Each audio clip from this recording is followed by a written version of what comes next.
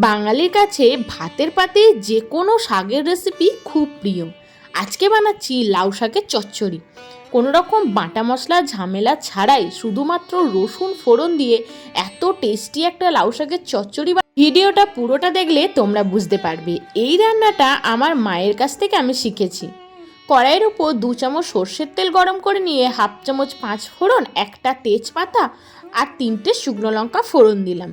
ফোড়নটা ভালো করে ভাজা ভাজা করে নেব। ফোড়ন থেকে যখন একটা মিষ্টি গন্ধ বেরোবে তখন কেটে রাখা সবজিগুলো একে একে দেব। সবজির মধ্যে আমি নিয়েছি ঝিঙে, কুমড়ো আর আলু। সবজিগুলোকে একটু মিডিয়াম সাইজের কেটে নিয়েছি। এই লাউ শাকের চচ্চড়িটায় বেশি কিছু মশলাপাতি ব্যবহার হয় না, কিন্তু এত ভালো খেতে হয়, আমার তো খেতে দারুণ লাগে। আর এই সিজনে লাউ শাক কিন্তু প্রচুর পরিমাণে পাওয়া যাচ্ছে বাজারে। তোমরা চাইলে শাকটাকে সেদ্ধ করে আলাদা করে জল ঝরিয়ে ফেলে দিতে পারো, কিন্তু আমি না শাকটাকে সেদ্ধ করে জল ফেলিনি। এই সবজিগুলো ভাজা ভাজা করে কিছু বেসিক যে মশলাগুলো আমরা রান্নায় ইউজ করি সেগুলো দিয়ে দেবো, তারপরে শাকটা দিয়ে দেবো। দেখো, সবজি কিছুক্ষণ ভাজার পর 1/2 চামচ নুন দিয়ে দিলাম যাতে সবজিগুলো ভালোভাবে সেদ্ধ হয়ে যায়। নুন দেওয়ার পর আরও কিছুক্ষণ ভালো করে আমরা নাড়াচাড়া করে সবজিগুলো তেলের উপর কষিয়ে নিচ্ছি। তারপর একে একে গুঁড়ো মশলাগুলো ইউজ করব। খুব ভালো করে সব কিছু একবার ভেজে মিশিয়ে নিলাম। তারপর একে একে প্রথমেই দিয়ে দেবো 1/2 চামচ হলুদ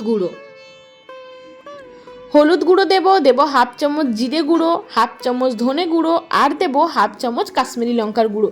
কাশ্মীরি লঙ্কার গুঁড়োটা সম্পূর্ণ কালার আসার জন্য, তোমরা চাইলে এটা স্কিপ করতে পারো। একে একে গুঁড়ো মশলাগুলো দিয়ে দিচ্ছি। অনেকে লাউ শাকের সর্ষে বাটাটা ব্যবহার করে লাউ শাকের চচ্চড়িতে, আবার সর্ষে বাটা শরীরের অনেকে সহ্য হয় না। এইভাবে একদম বাটাবুটির ঝামেলা ছাড়া একবার লাউ শাকের চচ্চড়িটা বানিয়ে খেয়ে দেখো তো, দারুণ লাগবে খেতে। সব কিছু মশলা দিয়ে একবার নাড়াচাড়া করে মিশিয়ে নিয়ে লাউ শাকটা দিয়ে দিচ্ছি। ধুয়ে বেছে পরিষ্কার করে রেখেছি লাউ শাক। দেখো, শাকটা দেখি মনে হচ্ছে না কি ফ্রেশ আর টাটকা। এই লাউ শাকটা দেওয়ার পর নাড়াচাড়া করার একটু অসুবিধা হবে, জাস্ট অল্প উপর থেকে একটু নুন ছড়িয়ে দিই না, ঢাকা দিয়ে রাখবো, তাহলেই শাক থেকে প্রচুর পরিমাণে জল বেরিয়ে যাবে। নাড়াচাড়া করার একটু সমস্যা হচ্ছে, তাই আমি আর বেশিক্ষণ নাড়াচাড়া না করে এটাকে অল্প উপর থেকে নুন ছড়িয়ে ঢাকা দিয়ে দেবো, তাহলেই শাকটাও কমে যাবে আর শাক থেকে যে জলটা বেরোবে সেটার মধ্যেই সবজি শাক সব কিছু সেদ্ধ হয়ে যাবে। মোটামুটি মিনিট 10 মতো লো টু মিডিয়াম ফ্লেমে ঢাকা দিয়ে রেখেছিলাম। শাক থেকে কিন্তু অনেকটা জল বেরিয়ে গেছে দেখো, আর সবজি শাক সব কিছু কিন্তু খুব সুন্দরভাবে সেদ্ধও হয়ে গেছে। খুব ভালো করে ঢাকনা খুলে শাকটাকে একবার মিশিয়ে নিলাম সবজির সাথে। খুব সুন্দর করে সব কিছু একবার একসাথে মিশিয়ে নিয়ে আরও কিছুক্ষণ আমি ঢাকা দিয়ে রাখবো, যাতে লাউ শাকের ডাঁটা, আলু, কুমড়ো খুব ভালোভাবে সেদ্ধ হয়ে যায়। আর মোটামুটি মিনিট 2 মতো চাপা দিয়ে রেখেছিলাম। বুঝতেই পারছো সব কিছু সুন্দরভাবে সেদ্ধ হয়ে গেছে। জলটা একটু কমিয়ে নেব, তারপর একটা থালার মধ্যে এই শাকটা ঢেলে দেব। এই চচ্চড়িটার এটাই হচ্ছে আসল টুইস্ট। 5-6 কোয়া রসুন এই তেলের মধ্যে ফোড়ন দিয়ে শাকের তরকারিটা যদি ঢেলে দেওয়া যায় না, তাহলে দুর্দান্ত একটা গন্ধ আসার ফ্লেভারটা দারুণ হয়।